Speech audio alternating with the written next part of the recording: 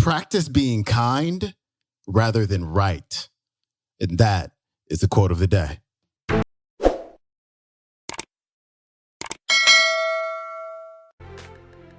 Welcome back to the Quote of the Day show. I'm your host, Sean Croxton of SeanCroxton.com. Today's feature speaker is Dr. Wayne Dyer. And you know when Dr. Dyer's on the show, it's going to be a really good show. It's going to be one of those shows that you put on repeat. But before we get to Dr. Dyer, I forgot to tell you earlier this week, what night was that?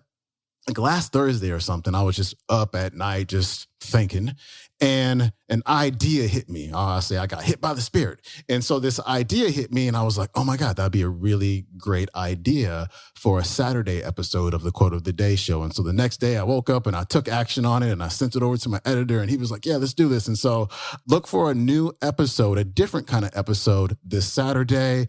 If you like it, let me know. Post it on the Facebook page, facebook.com/Sean Croxton, or hit me up on Instagram at Sean Croxton. Let me know if you liked it and whether we should keep it or not. And so look for that on Saturday. Back to Dr. Dyer. He's talking about the ego. I love studying about the ego and being aware of the ego. And the ego is that part of us that's our identity. It's the part of us that likes to keep things the same, that likes to keep the status quo. It's the part of us that when we decide that we want to change, it freaks out and says, no, I don't want to change. Just stay the same, because to change is unsafe. It's insecure. It's too risky. Please stay the same. And one thing that the ego always wants to do, it always wants to be right.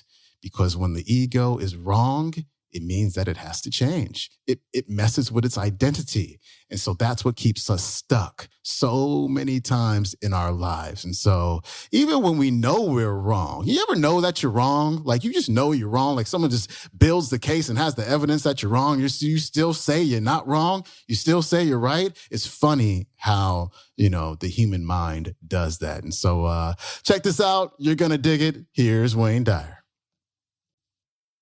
Basically, in every single one of us, every human being out there, there are two of us. There's two people. The first person in each person is called the ego, or I call it the ego. E-G-O. Earth Guide Only. All right?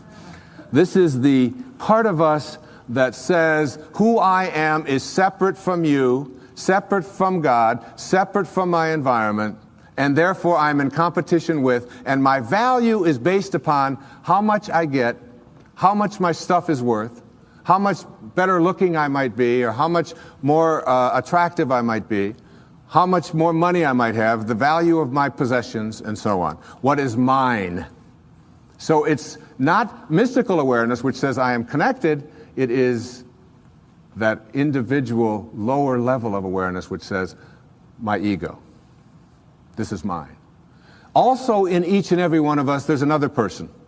And this other person is called what I call the sacred self, or the higher self. And this sacred or higher self really doesn't care how much you get. It doesn't care who you're better than. It doesn't care how much stuff you have. It's not interested in any of that. The problem is that we very seldom listen to it. We pay very little attention to it. This higher or sacred part of us wants only one thing. It wants us to be at peace. At peace. Whatever choice you make in every interaction you have, make the choice to be at peace, your sacred or higher self says. Whereas your ego says, oh, no. It's much more important to be right. And so we find people in relationships struggling a lot. And one of the things that they struggle about is who's right and who's wrong.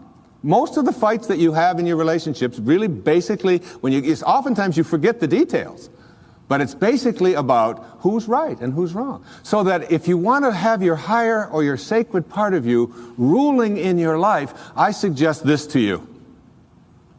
Practice being kind rather than right.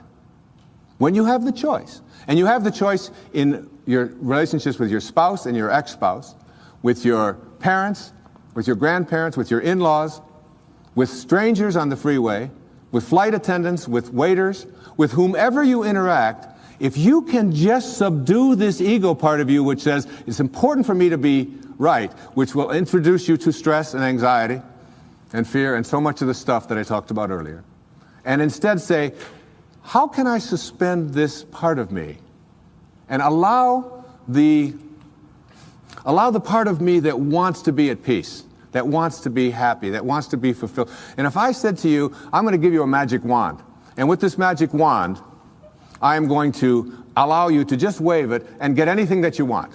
Whatever you want. You can have this car, you can have these nice clothes over here, you can have this home, whatever it is. Or I said to you, in lieu of that, I'm going to give you another wand, and you can wave this, and for every moment for the rest of your life, you'll be at peace. Whatever comes along, you'll be able to choose peace. And basically, we know that we're only here for a very short time. And being able to choose peace, which is what the sacred part of you begs you, the higher self. Once you get that, you begin to shift away, and you stop telling yourself that the people who are close to me, in relationship with me, are the people who don't belong there. I remember my wife and I, we often talk about this, and we've been together a long time. We've had many children together, and we have a very wonderful, loving relationship. Thank you. But we'd often, and one time I said to her, or she said to me, you know, we love each other, but this doesn't sound like love. Sometimes the way we talk to each other doesn't sound like love. Let's practice with each other, being kind rather than being right. And it was transformative that when we had that walk. And doing that with your children, and doing that with a waiter. I mean, a waiter who comes to you and is like, you know, hassled and frazzled and has been busy and all of that, and your ego says, wait a minute, I'm here and I'm important, and I have a right to be served, and I have a right to be served now. That's the ego part of you. If you can suspend that and say, you know, you are a lucky man tonight. You got somebody who's stealing from his sacred self. And I understand. And you take your time, and you come to me, and you bring it at your convenience, whenever you can. I'm willing to suspend my... You know what? You'll get served so fast, and with such gratitude, just for being kind, if you practice it.